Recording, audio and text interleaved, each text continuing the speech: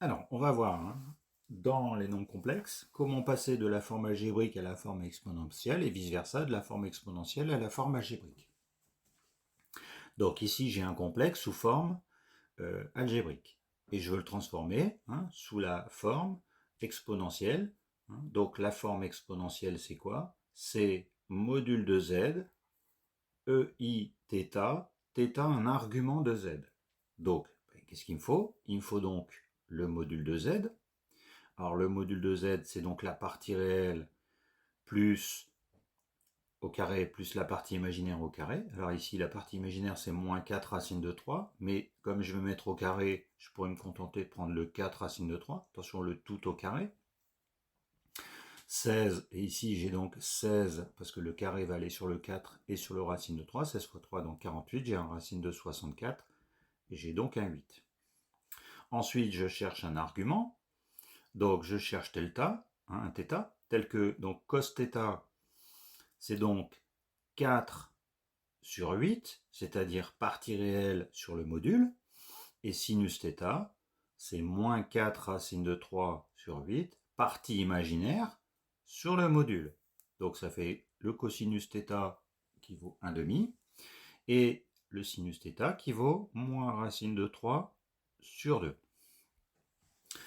Ensuite, à partir de là, j'utilise éventuellement les valeurs remarquables. Ce sont des valeurs remarquables dans le cercle trigonométrique. Donc mon cosinus vaut 1 demi, mon sinus vaut moins racine de 3 sur 2.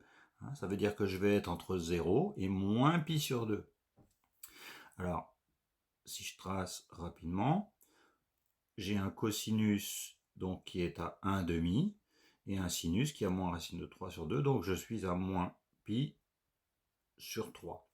Donc, comme argument, je peux prendre moins pi sur 3. Alors, je pourrais prendre d'autres arguments, puisque je peux prendre tous les arguments, moins pi sur 3, auxquels j'ajoute 2pi. On va se contenter de moins pi sur 3. Et ensuite, mon complexe, je peux donc l'écrire sous forme exponentielle. Donc, je reprends l'argument, 8, et exponentielle i.